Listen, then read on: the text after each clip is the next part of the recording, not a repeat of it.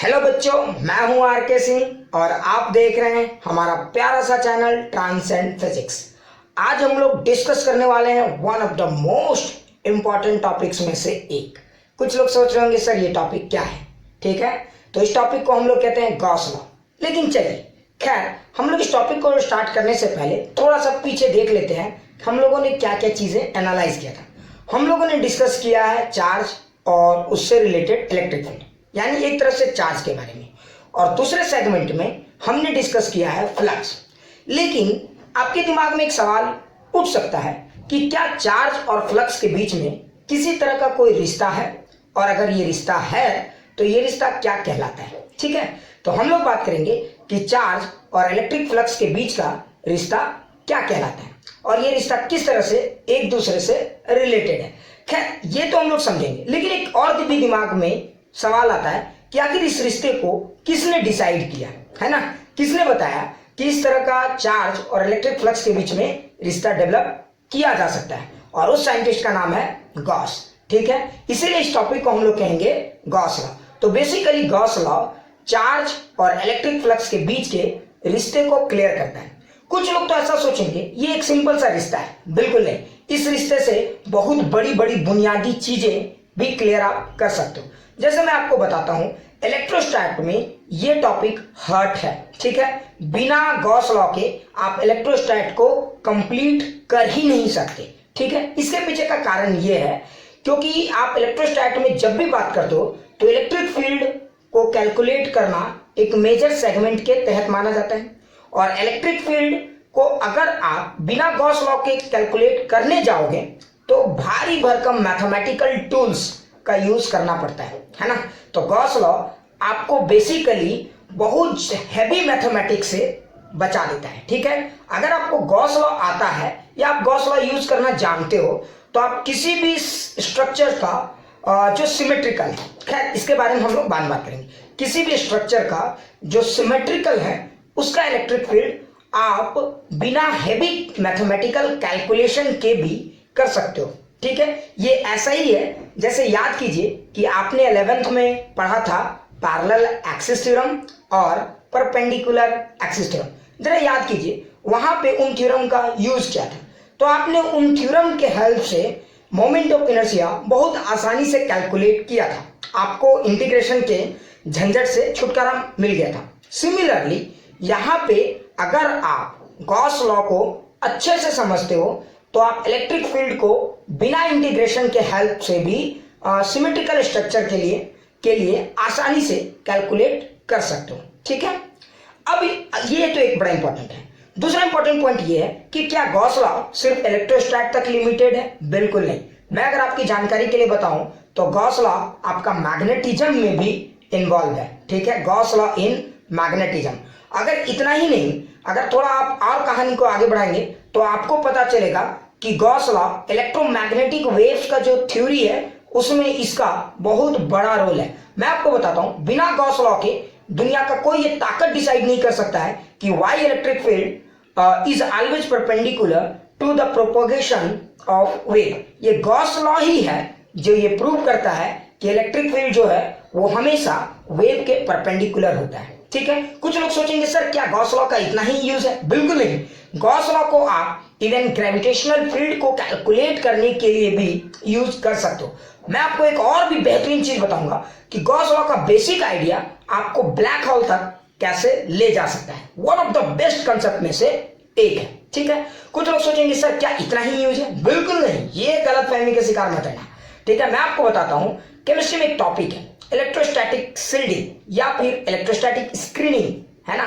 Gauss law से बेहतर इस टॉपिक को कोई एक्सप्लेन नहीं कर सकता, मैं गारंटी देता हूं इस बात का। ठीक है, इसलिए गॉस लॉ की अगर सेगमेंट की बात करें तो ये बहुत बड़ा फील्ड है, और ये एक छोटा सा रिश्ता बहुत बड़े कंसेप्ट को रिवील कर सकता है। ठीक है, इसलिए आप इस टॉपिक को बहुत ही ध्यान से पढ़ें, और इस पे सवाल आपका मोर और लेस हर एग्जाम्स में पूछे जाते हैं। क्यों पूछे जाते हैं ये तो आप समझ गए। क्लियर? तो खैर ये था हमारा गॉस लॉ के एप्लीकेशन पर।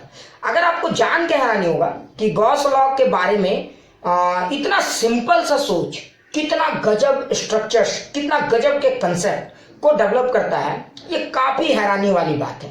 कुछ लोग तो सोचते होंगे कि सर ये गॉस लॉ तो एक सिंपल सा मैथमेटिकल एप्लीकेशन है। बिल्कुल नहीं, मैं आपको बता रहा हूं कि जब आप गॉस लॉ पूरी तरीके से अच्छे से सीख जाओगे तब आप इसके ब्यूटी को भी देखकर दंग रह सकते हो। ठीक है, खुद गॉस ने भी इमेजिन नहीं किया होगा कि उसका बनाया हुआ चीज इतना सुंदर हो सकता है। खैर खैर आगे बढ़ते हैं। ठीक है, कुछ लोग ये सोचते हैं कि गॉस आखिर है कौन। तो मैंने आपको पहले भी कभी बताया था, one of the greatest mathematician में से एक है।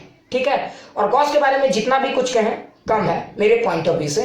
ठीक है, और मैं आपको बताऊंगा कि गॉस लॉ उनके मतलब छोटे से दिमाग का कितना बड़ा उपज है। ठीक है, तो चलिए हम लोग शुरू करेंगे कि आखिर ये गॉस लॉ के लिए समय आ गया है one of the most important topic को रिवील करने का। ठीक है, तो चलिए देखते हैं कि बेसिकली ये गॉस लॉ क्या है। एकदम फुल कंसंट्रेशन से देखेंगे। ठीक है, कोई भी ध्यान नहीं भटकाएगा। समझ में आ रहा है ना? तो चलिए समझते हैं कि बेसिकली ये गॉस लॉ क्या है। ठीक है, तो गॉस लॉ को समझने के लिए पहले आप ये समझिए कि गॉस लॉ बेसिकली बता रहा है क्या। ठीक है, तो गॉस लॉ इलेक्ट्रिक फ्लक्स और चार्ज के बीच का रिश्ता बता रहा है। ठीक है, अगर आपको जानना है कि किसी इलाके में नेट चार्ज, ध्यान से सुनिए, नेट चार्ज, ठीक है, नेट चार्ज कितना है, तो आप गॉस लॉ के हेल्प से कैलकुलेट कर सकते हो। ठीक है, और भी बहुत सारा चीज कैलकुलेट कर सकते हो। जैसे जैसे आप आगे बढ़ोगे तो आपको ये बात समझ में आ जाएगा।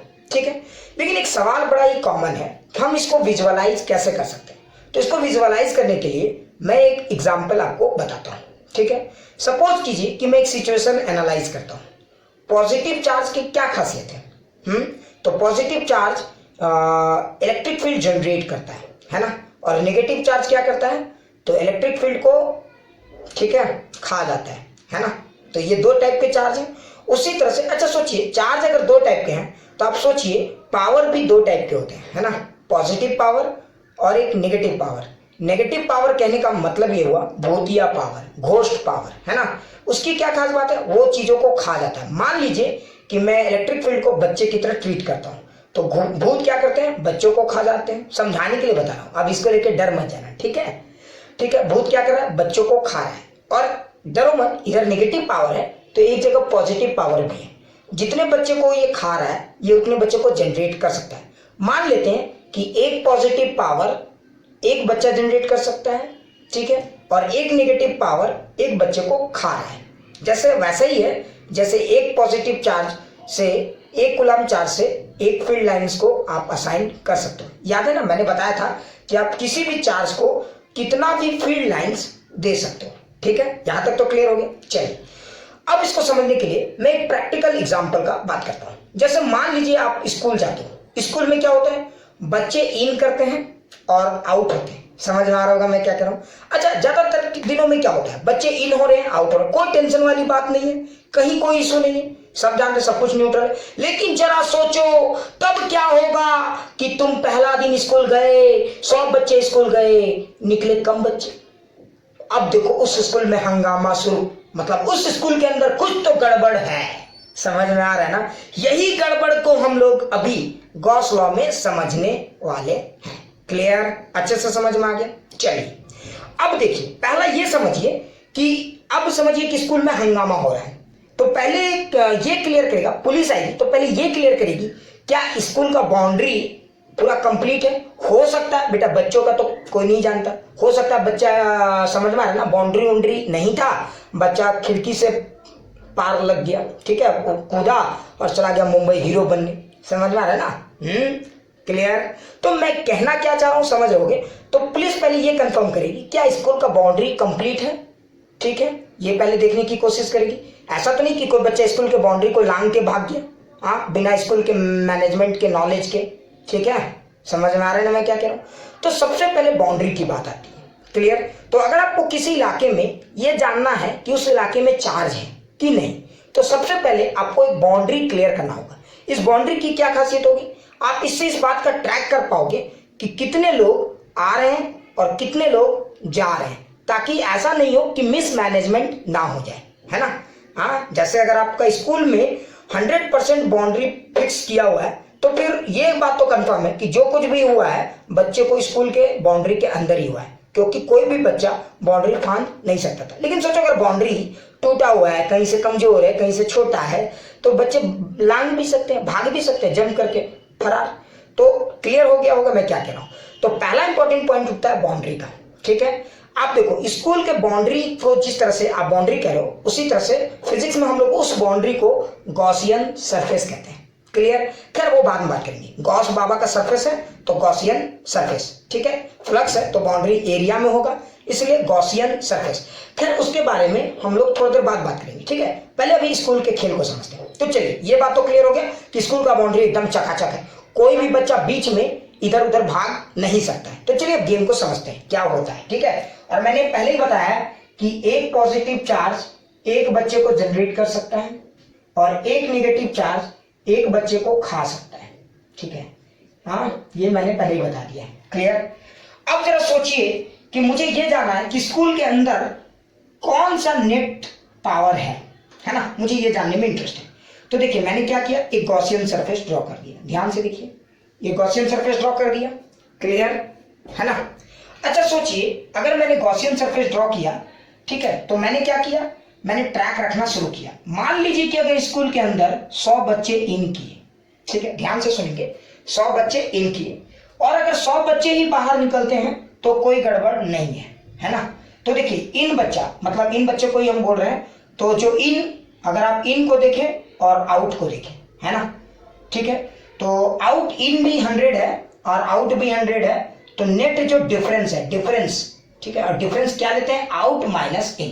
क्यों लेते हैं आउट माइनस इन, ये भी क्लियर हो जाएगा अभी, बिल्कुल चिंता ना करें, ठीक है। और याद करें, इससे आपको पीछे का फ्लक्स का भी कंसेप्ट क्लियर हो जाएगा, ठीक है। तो देखिए यहाँ पे डिफरेंस है 0, मतलब स्कूल के अंदर कोई भी गड़बड़ घोटाला नहीं है। लेकिन एक सेकंड सिचुएशन आप ऐसा एज्यूम करो जहां पे कि स्कूल में, ठीक है, ध्यान से देखो, 100 बच्चा इन कर रहा है, ध्यान से देखना, और आउट हो रहा है 102 बच्चा। What is the meaning of this statement. इसका मतलब ये हुआ कि अंदर में कोई एक पॉजिटिव या मैजिक पावर है जो 2 बच्चे जनरेट कर दिया, है ना, समझ गए। जैसे आपने सुना होगा, अगर आप हिंदू मैथोलॉजी का बात करें तो आपने सुना होगा कि लॉर्ड कृष्णा भी बहुत सारे रूप ये कर सकते थे बच्चों का, है ना। तो मैं बेसिकली समझाने की कोशिश कर रहा हूँ, ठीक है। तो देखो अगर यहाँ पे 100 बच्चे इन किए और आउट हुए, तो देखो 100 इन किए और 102 आउट हुए, तो डिफरेंस तो +2 का है, 2 ज्यादा है, ध्यान से देखो। मतलब यहाँ पे देखो डिफरेंस पॉजिटिव का आया है, देखो आउट माइनस इन, डिफरेंस क्या है, आउट माइनस इन। तो देखो डिफरेंस पॉजिटिव का आया है, इसका मतलब इसके अंदर पॉजिटिव पावर है। तो देखो ये फीलिंग के साथ मैच कर रहा है। आउट माइनस इन लिखेंगे तब पता चलेगा कि पॉजिटिव पावर है ना। अगर कुछ लोग बोलते सर इन माइनस आउट लिखते तो क्या होता, तो ये -2 आता। अरे मूर्खो, सोचो, मतलब 2 बच्चा गायब हो रहा है क्या, ना ना, 2 बच्चा तो एक्स्ट्रा हो रहा है। तो एक्स्ट्रा, अच्छा ये एक्स्ट्रा किस बात पर डिपेंड करता है कि अंदर में किस तरह का शक्ति है ना। अगर पॉजिटिव पावर है तो एक्स्ट्रा बच्चा प्लस में रहेगा, समझ में आ रहा है ना। अभी और फील आएगा, टेंशन मत लो। अच्छा सोचो कि यहाँ पे एक भूतिया पावर है, 100 बच्चे इन किए और ध्यान से देखो 97 बच्चा बाहर निकला। तो तुम इस थर्ड सिचुएशन को एनालाइज करो। देखो यहाँ पे अगर जरा ध्यान से देखोगे तो यहाँ पे डिफरेंस देखोगे तो इन तो 100 है और आउट कितने 97, तो डिफरेंस -3 का है। पहले साइन को देखो, मैग्नीट्यूड बाद में देखिए। तो देखो इसमें कोई भी डिफरेंस नहीं है, मतलब ये वाला स्कूल चकाचक है, इसमें कोई गड़बड़ नहीं है। सेकंड वाला केस में अगर देखोगे तो इसमें डिफरेंस पॉजिटिव में, मतलब यहाँ पे पॉजिटिव पावर है। तो अब स्कूल बन जाएगा क्या, समझ में आ रहा है ना, स्कूल बन जाएगा मंदिर, ठीक है। हाँ, अब लोग वहां आएंगे पूजा करने, हाँ ऑब्वियस सी बात है, ठीक है। और थर्ड वाले केस में देखोगे तो स्कूल यहाँ पे स्कूल ही रहेगा, ठीक है। यहाँ पे स्कूल बन जाएगा मंदिर, या फिर और अगर कोई और धर्म का है तो मस्जिद भी बन सकता है या फिर चर्च भी बन सकता है, समझ रहे हो ना। यहाँ पे अजब अजब प्राणी है, ठीक है। स्कूल की जरूरत किसी को नहीं है, सबको जरूरत है मंदिर मस्जिद की, ठीक है, या चर्च की। खैर आगे बढ़ते हैं, यही तो समस्या है इस देश का। खैर आगे बढ़ते हैं। अब देखो ये 100 और 97 की बात करते हैं, क्लियर है ना। तो अगर ये 100 और 97 है तो जरा एनालाइज करो, क्लियर। तो देखो यहाँ पे क्या हो गया, ध्यान से देखो, तो यहाँ पे 3 निगेटिव है, मतलब यहाँ पे कोई पॉजिटिव पावर नहीं है, यानी यहाँ पे ये भूतिया महल है। अब ना तो यहाँ पे स्कूल चलेगा, ना मंदिर चलेगा, ना मस्जिद चलेगा, ना चर्च चलेगा। तो फिर यहाँ चलेगा क्या, अब कब्रिस्तान ही, ठीक है, या यहाँ पे डेड बॉडी को जलाया जा रहा है ना। समझ में आ रहा होगा मैं क्या कह रहा हूँ, ठीक है। तो अब यहाँ पे समझ में आ रहा है ना, कोई आएगा ही नहीं इधर से। तो मतलब एक बात होता है कि आप इन और आउट को देख के अंदाजा लगा सकते हो कि अंदर के इलाके में क्या गड़बड़ है ना। तो देखो एकदम क्लियर हो गया होगा कंसेप्ट। देखो तो आउट और इन का डिफरेंस से पता चलता है कि अंदर में क्या गड़बड़ है। फिर से सुने, आउट और इन के डिफरेंस से पता चलता है। कुछ लोग बोलते हैं सर इन से पता चलेगा ना मुन्ना ना, आउट से पता चलेगा ना मुन्ना ना, डिफरेंस से पता चलेगा हाँ मुन्ना हाँ। समझ में आया ना, वेरी गुड। कुछ लोग बोलेंगे सर हम 100 इन देखे, हम आउट तो देखे ही नहीं, उससे हम बता देंगे। बिल्कुल, तुम कैसे बताओगे 100 लोग इन किए और आउट का तुम्हारे पास कोई रिकॉर्ड नहीं है, तो तुम कैसे बताओगे कि कितने लोग बाहर गए। समझ रहे हो ना मैं क्या कह रहा हूँ, बिल्कुल क्लियर होगा। तो इन और आउट का डिफरेंस से पता चलता है कि अंदर में किस तरह के पावर्स हैं। ध्यान से देखो, ध्यान से देखो। अगर आप लॉजिक से देखोगे तो आपको पता चलेगा कि सिचुएशन नंबर 1 में यहाँ पे नेट पावर 0 है, मतलब यहाँ पे कोई पावर है ही नहीं। नेट पावर 0 है मतलब यहाँ पे कोई पावर है ही नहीं। अब नेट पावर 0 है, याद रखना ये नेट पावर की बात हो रही है। अभी मैं इसको थोड़ा देर में और क्लियर करूंगा, बिल्कुल चिंता मत करना। नेट पावर 0 है मतलब कोई पावर है ही नहीं। इसका मतलब ये नहीं हुआ, ये भी हो सकता है कि एक पॉजिटिव है और एक नेगेटिव है, ऐसा हो सकता है। मान लो कि 100 बच्चे इन किया, एक भूत क्या किया, एक भूत एक बच्चे को मार के खा गया, उधर से पॉजिटिव पावर दिखा रही, एक बच्चे को उसने खा दिया, उसने उसी तरह का एक बच्चा और जनरेट कर दिया, जा तो हो गया ना मैनेज। समझ रहे हो मैं क्या कह रहा हूं। तो ये खास बात है, नेट याद रखना, ये हमेशा नेट देता है। अच्छा आप सोचो यहाँ पे अगर देखोगे तो 102 ये 2 एक्स्ट्रा जनरेट हुए, मतलब यहाँ पे नेट कौन से पावर है, पॉजिटिव पावर है। नेट कौन से पावर है, पॉजिटिव पावर। और नेट पावर कितना है, तो +2 यूनिट का नेट पावर है, तो नेट पावर है आपका +2 यूनिट का। क्लियर। अब नेट पावर +2 यूनिट का मतलब क्या हुआ, सोचो अगर सिर्फ यहाँ पे 2 पॉजिटिव पावर हो तो क्या खास होगा। तो सोचो अगर 100 फील्ड लाइंस आए तो ये 100 फील्ड लाइंस को तो जाने देंगे। अब अगर इसको फील्ड से कंपेयर करो तो आपको पूरा फील आएगा। मान लो कि यहाँ पे 2 पॉजिटिव पावर है, 100 फील्ड लाइंस आया, ये 100 फील्ड लाइंस है तो 100 तो जाएंगे, और ये इसने 2 और एक्स्ट्रा जनरेट कर दिए कि नहीं। ध्यान से देखो, तो अगर इसने 2 और एक्स्ट्रा जनरेट किए तो देखो नेट इन कितना हुआ 100 और आउट कितना है, जरा ध्यान से देखो। तो ध्यान से देखोगे तो 102। अच्छा बताओ ये समझ में आ गया होगा ना मैं क्या कह रहा हूँ, ध्यान से देखो। तो नेट चार्ज इसके अंदर पॉजिटिव है, लेकिन इसका मतलब ये नहीं हुआ कि नेट चार्ज सिर्फ 2 है, ठीक है, नेट चार्ज 2 है। इसका मतलब ये भी हो सकता है, एक और सिचुएशन आप एनालाइज, ऐसे इसके सेवरल सिचुएशन हो सकते हैं। एक और समझाता हूं मैं, संभावित सिचुएशन। मान लो कि 3 पॉजिटिव चार्ज है और 1 नेगेटिव है, तो सोचो यहां से जो 100 आया, इस 100 इलेक्ट्रिक फील्ड लाइंस में से इसने 1 खा लिया और 99 को तो जाने दिया। आप कुछ लोग बोलेंगे सर कैसे, अरे मोर क्या एक एक करके 100 ड्रॉ करें क्या, समझ में आ रहा है ना। एक मान लो कि यहाँ से 100 आया, अब इतना ठीक है समझाने के लिए बता रहा हूँ। मान लो ये 99 है, ये 1 है, तो ये तो इसको खा गया, ये 99 यहाँ से गुजर गया, ठीक है। और देखो यहाँ से 3 जनरेट हो गए। ध्यान से देखना, कुछ एकदम रट्टा मत मारना, ध्यान से देखो। अगर तुमने यहाँ पे ये देखे होगे कि यहाँ से 3 जनरेट हुए, देखो 1 नेगेटिव था ये। अच्छा अभी भी देखोगे तो तुम्हें जान के हैरानी होगा कि नेट चार्ज अभी भी +2 यूनिट है। जरा सोचो कैसे, देखो लॉजिक से देखो। देखो इन कितना था यहाँ, तो ध्यान से देखो, इन 100 है ना, आउट कितना है तो देखो 102। मतलब ये हुआ कि अगर जो नेट डिफरेंस जो है वो सिर्फ नेट पॉजिटिव नेट चार्ज के बारे में बता रहा है। क्लियर, यहां तक तो समझ में आ गया होगा। अभी और भी फील कराऊंगा, बिल्कुल चिंता मत करना, ठीक है। यहां तक क्लियर एकदम। इस डायग्राम को बहुत ध्यान से देखें, ये डायग्राम बहुत खास है, इसको भी मैं और समझाऊंगा। अच्छा तीसरा केस भी वैसा ही कुछ है ना। तीसरे केस को बस एक समझ रहे होगे। तीसरे केस में अगर देखोगे तो मान लो कि 100 इन किया और 97 गया, मतलब 3 नेगेटिव चार्ज थे।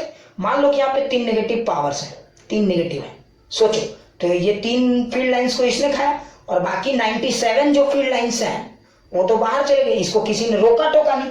तो देखो यहाँ पे आउट कम हुआ, क्यों कम हुआ समझ गए होगे, क्योंकि वहां पे नेगेटिव चार्ज था। क्लियर। तो अगर आप किसी इलाके में पहले ये क्लियर करो कि ये जानना चाहते हो कि उस इलाके में चार्ज है या नहीं, या फिर पॉजिटिव चार्ज है या फिर नेगेटिव चार्ज है, तो कुछ नहीं करना है, आप वहां से फील्ड लाइंस को पास कराओ उस इलाके से, ठीक है। फील्ड लाइंस को जब पास कराओगे तो इन होगा फील्ड लाइंस, और आउट वाले फील्ड लाइंस को देखो, ठीक है। जो बाहर निकल रहे हैं उनको देखो और जो अंदर जा रहे हैं उनको देखो। मान लो कि अंदर जाने वालों की संख्या ज्यादा है और बाहर आने वालों की संख्या कम है, इसका मतलब अंदर में कोई भूत है, यानी अंदर में कोई नेगेटिव चार्ज है। इसका मतलब समझ में आना, अंदर में नेगेटिव चार्ज होने का मतलब क्या है। सोचो जा रहा है ज्यादा, आ रहा है कम, मतलब अंदर में कोई बैठा है बेटा जो फील्ड लाइंस को खा रहा है, तो खाने वाला कौन है, नेगेटिव चार्ज है ना।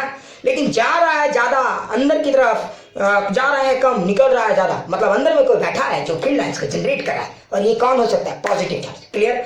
तो पहला ये बात तो एकदम क्लियर करो कि नेट, ध्यान से सुनो, नेट इन और आउट का डिफरेंस, ठीक है, आउट माइनस इन बेसिकली। तो आउट माइनस इन ही आपको बताएगा कि उस इलाके में नेट चार्ज की वैल्यू कितनी है, प्लस है, माइनस है, या फिर जीरो। पहले ये बात तो समझ में आ गया? क्लियर? तो इन और आउट को देख के पता चलेगा कि उसमें नेट कितना है। सिर्फ आउट को देख के आप कभी नहीं कह सकते, इन को देख के आप कभी नहीं कह सकते, लेकिन आउट और इन को देख के आप हमेशा कह सकते हो कि नेट कितना है। समझ में आया ना? यही बेसिकली आपका गॉस लॉ है। इतना सिंपल सा थिंकिंग कितना बड़ा कंसेप्ट जनरेट करता है, आप सोच के दंग रह सकते हो, है ना? चलिए अभी और फील कराता हूं, बिल्कुल टेंशन मत लेना, पहले ये सब चीजें समझ में आ गई। तो अगर हम इन चीजों को पूरा एनालाइज करें, इन तीनों सिचुएशंस को समझें, तो केस 1 को अगर आप देखेंगे पहला, तो केस 1 में आपको क्या पता चला? नेट जीरो था। तो अब अगर आप इसको फ्लक्स से कंसीडर करते हैं, ये फ्लक्स इन हो गया, ये फ्लक्स आउट हो गया, तो आप फ्लक्स पहला अभी साइन को देखिए, तो फ्लक्स आउट माइनस फ्लक्स इन ही डायरेक्टली, देखो ये फ्लक्स आउट और फ्लक्स इन ही तो बता रहे हैं, और ये क्या बता रहा है? देखो यहाँ पे नेट चार्ज की तरह आप इसको ट्रीट कर सकते थे। तो आउट माइनस इन ही डायरेक्टली बता रहा है कि चार्ज किस तरह का है ना?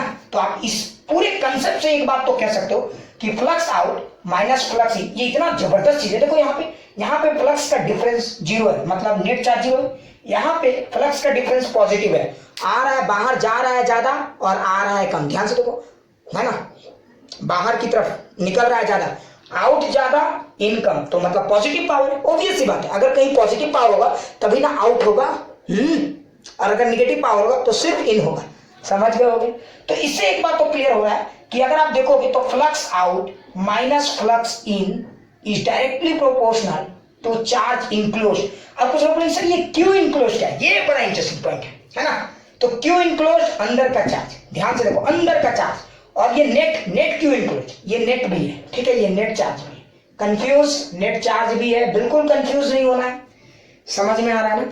ये आपका नेट चार्ज भी है, ठीक है। अच्छा आपको दिख नहीं रहा होगा, मैं देख लिया, ठीक है, चलो अच्छा है। तो देखो आप अगर ध्यान से रखोगे तो flux out minus flux in is directly proportional to charge enclose. समझ में आया ना?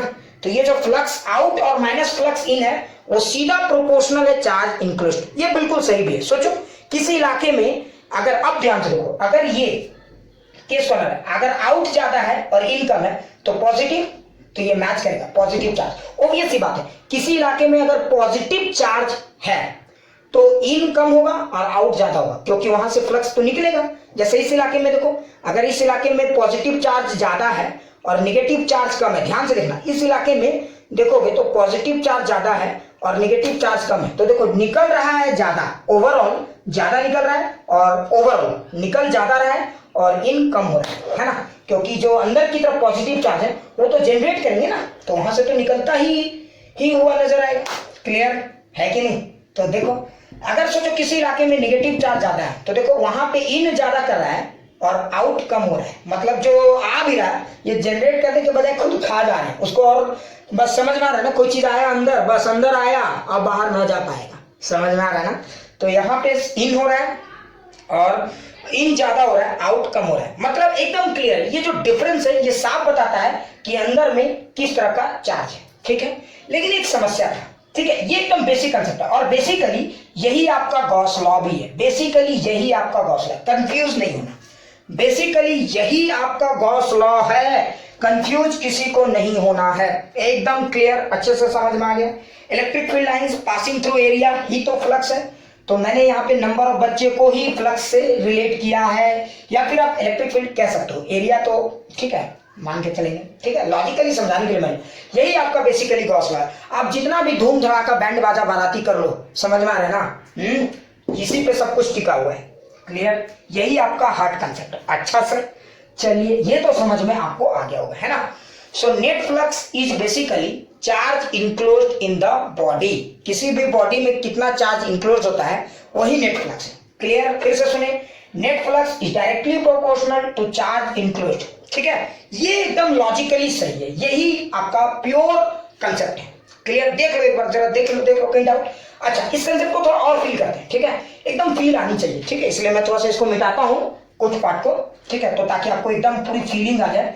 अब कुछ लोग इस कंसेप्ट को देख के कंफ्यूज भी होते हैं, ठीक है। फिर से सुनो, किसी इलाके में अगर फ्लक्स इन होता है और आउट होता है तो उस इलाके का डिफरेंस से पता चलेगा कि उसके अंदर नेट चार्ज की वैल्यू कितनी है। नेट चार्ज, फिर से सुनो, नेट चार्ज, ठीक है। इन को देखिए, आउट को देखिए तो पता चलेगा कि नेट कितनी है। फिर से सुने, इन को देखिए, आउट को देखिए तो पता चलेगा कि नेट कितना है।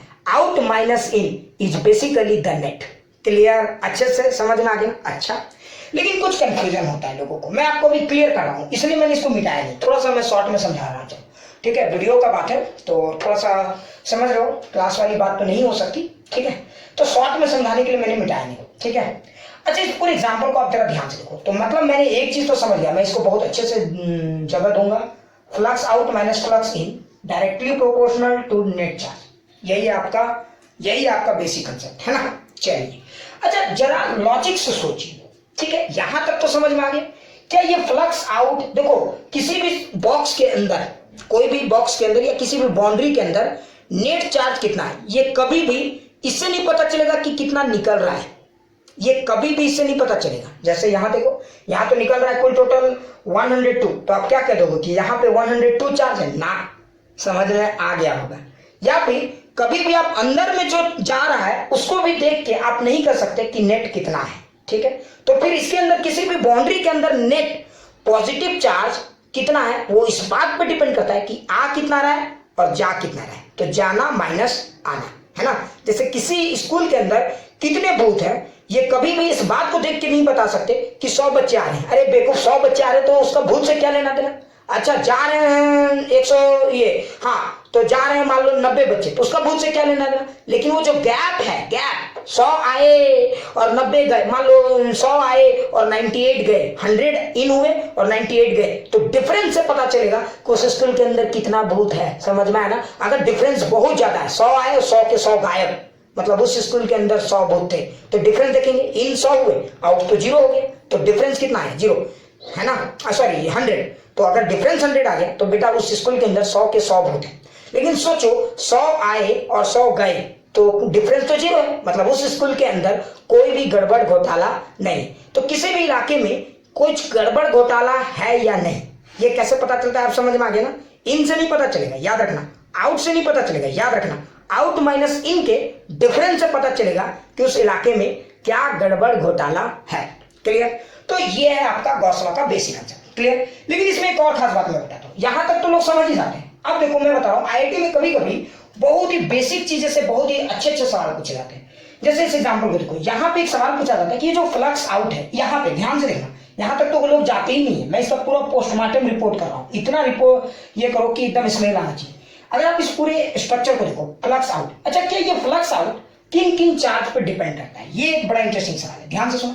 फ्लक्स आउट किन चार्ज पर डिपेंड कर रहा है, यानी यहाँ पे जो फ्लक्स निकल रहा है बाहर वो किस चार्ज पर डिपेंड कर रहा है, ये एक बड़ा ही कॉमन सवाल है, ये पूछा जाता है। तो ध्यान से देखना, फ्लक्स आउट बहुत सारे चार्जेस पर डिपेंड करता है। अच्छा यहाँ से देखो, ये जो फ्लक्स निकल रहा है, ध्यान से देखो, यहाँ से निकल रहा है ना, तो ये निकल रहा है, एक अंदर के चार्ज पे भी डिपेंड कर रहा है, ध्यान से देख, अंदर के चार्ज पे भी डिपेंड कर रहा है ना, ये अंदर का चार्ज। और ये जो बाहर गया 99 यूनिट, ये कोई बाहर में ही तो चार्ज था ना, यहाँ पे कोई बाहर में ही तो कोई पॉजिटिव चार्ज बैठा था, उसी का ना फ्लक्स था, तो ये उसी का फ्लक्स है। तो देखो जो आउट हो रहा है वो दोनों चीजों पे डिपेंड कर रहा है। देखो ये यहाँ पे जो फ्लक्स आउट हुआ, तो फ्लक्स आउट डिपेंड्स ऑन, ध्यान से देखना, बड़ा इंटरेस्टिंग चीज है, flux out depends on all charges. Flux out हमेशा सारे चार्जेस पे डिपेंड किए, जो अंदर में है और जो बाहर में है ना, क्योंकि किसी इलाके से जो फ्लक्स निकल रहा है वो दो चीजों पे डिपेंड करेगा, एक तो अंदर में क्या चार्ज है और बाहर से भी कोई फ्लक्स। देखो निकलने की बात हो रही, हम थोड़ी बोल रहे हैं अंदर, तो ये भी निकल रहा है और ये भी निकल रहा है, तो ये तो निकल रहा है भैया, ये तो बाहर वाले ही चार्ज के कारण निकल रहा था, है ना, और ये निकल रहा है अंदर वाले के चार्ज के कारण। यहाँ पे जो फ्लक्स आउट है वो किस पे डिपेंड कर रहा है, अंदर वाले चार्ज पे भी और बाहर वाले चार्ज पे भी। मतलब फ्लक्स आउट और फ्लक्स आउट जो है वो डिपेंड्स ऑन ऑल चार्जेस, याद रखना, ये बड़ा इंपॉर्टेंट कंसेप्ट है, बहुत खतरनाक कंसेप्ट है, ठीक है, ये सारे चार्जेस पे डिपेंड कर रहा है। अच्छा क्या इन फ्लक्स किस पे डिपेंड कर रहा है, ध्यान से देखो, तो जो फ्लक्स इन हो रहा है वो किस पे डिपेंड कर रहा है, तो आप लॉजिक से समझ सकते हो। देखो इन फ्लक्स भी दो चीजों पे डिपेंड कर रहा है, आप समझ गए होगे। यहाँ पे देखो नेगेटिव चार्जेस अंदर में है, तो यहाँ पे क्या हो रहा है, फ्लक्स इन हो रहा है, ध्यान से देखो। तो निगेटिव चार्जेस अंदर में है तो फ्लक्स इन हो रहा है, तो अंदर वाले चार्ज के कारण भी डिपेंड कर रहा है। और सोचो अगर कोई एक निगेटिव चार्ज यहाँ होता बाहर, ध्यान से देखो दिख रहा है, हाँ कोई एक निगेटिव चार्ज यहाँ होता तो ये भी क्या करता है, इलेक्ट्रिक फील्ड को तो अंदर लेता कि नहीं, ऐसे है ना। तो सोचो अगर ये ऐसे लेता तो यहाँ पे भी तो इन हो रहा है ना, समझ गए होगे। यहाँ पे इन हो रहा है कि नहीं हो रहा है, तो देखो इसमें क्या हो रहा है, ध्यान से देखो, तो यहाँ पे जो इन हो रहा है वो बाहर वाले चार्ज पे भी डिपेंड कर रहा है, मतलब फ्लक्स इन भी डिपेंड करता है ऑल चार्जेस पे। खास बात क्या, ध्यान से देखना, तो मतलब फ्लक्स आउट डिपेंड करता है ऑल चार्जेस पे, फ्लक्स इन डिपेंड करता है ऑल चार्जेस पे। लेकिन सबसे यूनिक बात क्या है, नेट फ्लक्स डिपेंड करता है सिर्फ इनर चार्जेस पे, डिपेंड्स ऑन इनर चार्ज। ये सबसे यूनिक बात है, समझ गए होगे मैं क्या कह रहा हूं। ये देखो फ्लक्स आउट हर किसी पे डिपेंड कर रहा है, जो बाहर है जो अंदर है सब पे, फ्लक्स इन जो बाहर है अंदर है सब पे। लेकिन देखो ये उस पर डिपेंड करता है कि अंदर में कितना नेट चार्ज है, ये इस पे डिपेंड करता है। तो net flux depends on inner charges, है ना, उस चार्ज पे डिपेंड करता है जो गॉसियन सरफेस के अंदर है, ठीक है। अच्छा कुछ लोग तो अभी भी नहीं समझ पाएंगे, तो कोई बात नहीं, एक और लास्ट एग्जांपल बताता हूं, शायद आपको इससे पूरा फील आ जाए, ठीक है। एकदम एक लास्ट एग्जांपल, ठीक है, तो शायद फीलिंग डेवलप हो जाए। चलिए ठीक है, एक बढ़िया सा सरफेस लेते हैं ताकि फीलिंग आ जाए, ठीक है। और हम ये मान के चलेंगे कि 1 coulomb charge is equal to 2 field lines. 1 coulomb charge कितने फील्ड लाइंस के बराबर है, 2 फील्ड लाइंस के बराबर है, ठीक है। चलिए सोचिए यहां पे 2 पॉजिटिव चार्ज है, ठीक है, और 1 नेगेटिव चार्ज है, ठीक है। ठीक है, समझाने के लिए मैंने लिया, ये मान लीजिए 1 कूलम्ब, ये भी 1 कूलम्ब, ये भी 1 कूलम्ब, है ना। और मान लीजिए कि यहाँ पे बहुत दूर, ये बहुत दूर है, इधर बहुत दूरी पे है, प्लस 4 कूलम्ब या 2 कूलम्ब लेते हैं, ठीक है, प्लस 2 कूलम्ब चार्ज है बहुत दूर पे, ठीक है। और यहाँ पे भी एक बहुत दूर पे माइनस 1 कूलम्ब चार्ज है बहुत दूर, ये दूरी इंफिनिटी मान के चलें, ठीक है, ये सब इंफिनिटी मान के चलें, ठीक है। और ये आपका सरफेस है। एक और चीज, गॉसियन सरफेस आप किसी भी तरीके का रख सकते हो, जब आप ये पूरा पढ़ोगे तो क्लियर हो जाएगा, बिल्कुल चिंता मत करो, अभी सब समझ जाओगे तो फिर खास बात है। चलिए इस तरह का स्ट्रक्चर लेते हैं। अच्छा अब आप लॉजिक से देखिए, समझ जाएंगे पूरा खेल, है ना। अगर आप इस प्लस 2 कूलम्ब को देखिए तो 1 कूलम्ब 2 फील्ड लाइंस, तो यहाँ पे तो 2 कूलम्ब चार्ज है, ये कितना फील्ड लाइन देगा, समझ गए होंगे, तो ये देगा 4 फील्ड लाइंस, है ना। तो 4, चूंकि ये बहुत दूर है तो इंफिनिटी लेके चलते हैं, समझाने के लिए इधर ही ड्रॉ करें, ऐसे 4 फील्ड लाइंस तो ऐसे ड्रॉ होते हैं, लेकिन समझाने के लिए इधर ड्रॉ करें, ठीक है, ताकि आपको गेम समझ। तो देखो ये 4 फील्ड लाइंस, 1 2 3 4, समझाने के लिए बता रहे हैं, ठीक है। ऐसे अट्रैक्ट भी होता है, इससे रिपेल होता है, ये सब क्लियर है, ये सब चीजें अभी नहीं बताओ, समझाने के लिए, ठीक है, ज्यादा मगजमारी मत करना, ठीक। अच्छा ये नेगेटिव चार्ज है, अच्छा ये एक नेगेटिव चार्ज है, तो ये क्या करेंगे, 1 फील्ड लाइंस मान लो इसने ले लिया ऐसे, देखो इसने भी एक, ये 2 फील्ड लाइंस लेगा, है ना, तो मान लो इसने 2 ऐसे लिया, देखो पूरा खेल को देखना अच्छे से समझ में आ जाएगा। देखो ये 2 फील्ड लाइंस लिया, एकदम क्लियर। अच्छा यहाँ पे 1 कूलम्ब है तो इसने 2 फील्ड लाइंस को जनरेट किया, देखो अंदर वाले के लिए मैं ब्लैक यूज कर रहा हूँ। अच्छा यहाँ पे माइनस है तो इसने भी 2 लिया, तो इधर से कहीं किनारे से 2 ले लेता हूँ, ठीक है, समझाने के लिए ले रहा हूँ। और ये चूंकि पॉजिटिव है तो इसने जनरेट कर दिया। अच्छा फील्ड लाइन तो इंटरसेक्ट नहीं करेगा, लेकिन रिपल्सन सब अभी फिलहाल इग्नोर कर रहे हैं, प्रॉपर्टीज ऑफ फील्ड लाइंस को अभी फिलहाल इग्नोर कर रहे हैं, ठीक है, बेसिक समझाने के लिए। अच्छा इस पूरे कंसेप्ट को आपने जरा ध्यान से देखो।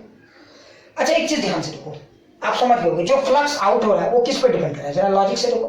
तो जो फ्लक्स आउट हो रहा है, ध्यान से देखो, तो ये आउट हो रहा है, इलेक्ट्रिक फील्ड इस एरिया से भी बाहर निकल रहे हैं, है ना, ध्यान देखो, तो यहाँ से आउट हो रहा है तो इनर चार्ज। अच्छा यहाँ पे जो फ्लक्स आउट हो रहा है वो तो बाहर वाला चार्ज का देगा, ध्यान से देखो। और यहाँ पे भी जो फ्लक्स आउट हो रहा है, देखो आउट कहाँ हो रहा है, यहाँ, यहाँ और यहाँ। अच्छा देखो यहाँ से जो आउट हो रहा है बाहरी चार्ज है, यहाँ से जो आउट हो रहा है अंदर वाला चार्ज है, और यहाँ से जो आउट हो रहा है बाहरी चार्ज है। Flux out depends on all charges, proved, एकदम अच्छे समझना, ध्यान से देखना। यहाँ पे यानी फ्लक्स जो चार्ज, ये जो फ्लक्स आउट है वो सारे चार्ज पे डिपेंड कर रहा है।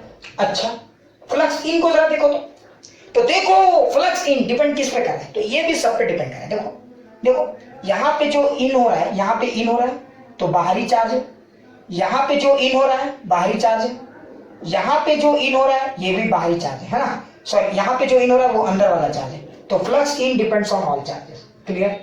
लेकिन एक खास बात मैं बताता हूँ, अब आप एक काम करो, फ्लक्स आउट माइनस फ्लक्स इन का डिफरेंस निकाल के देखो कितना होता है, चेक करके देख लेते हैं। तो देखो कितने फ्लक्स बाहर गए, 2 4 6 2 8 2 10, तो आउट फ्लक्स जो है वो 10 यूनिट के बराबर है।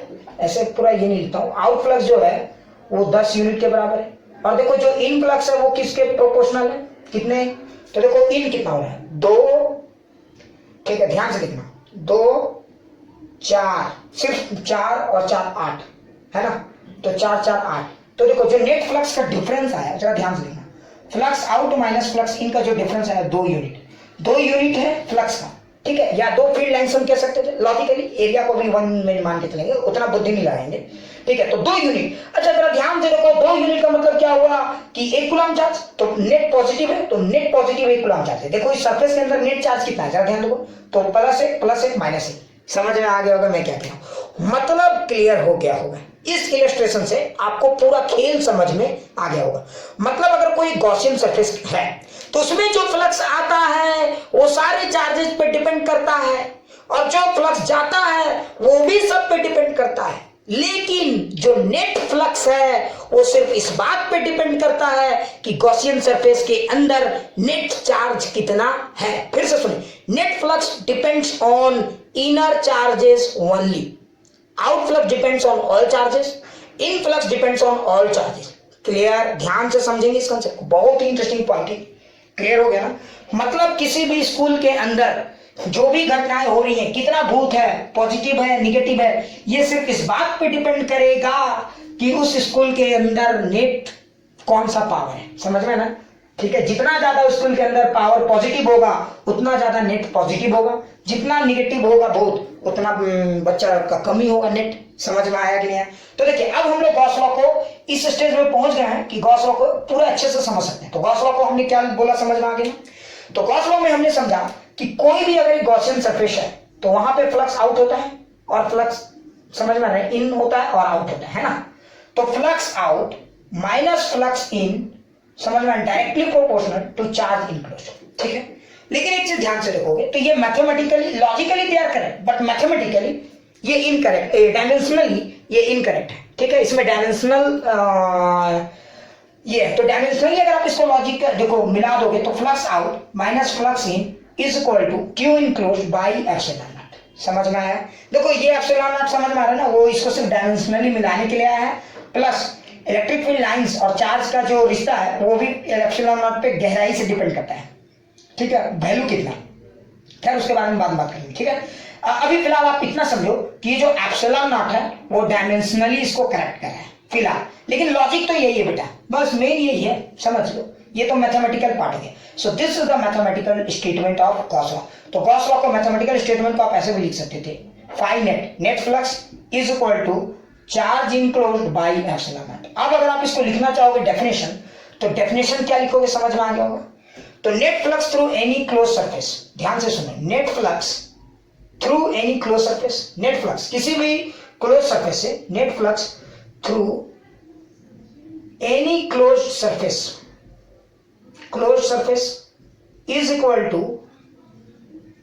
is equal to 1 by epsilon naught times charge enclosed by that surface, charge enclosed by that surface। आप देखना बुक्स में यहीं से शुरू होता है, लेकिन याद रखना, ठीक है, हाँ, जहां पे लोग डेफिनेशन शुरू करते हैं हम उसके पहले से भी शुरू रहते हैं, ठीक है, और उसके बाद भी रहते हैं, खैर समझ में आ गया ना।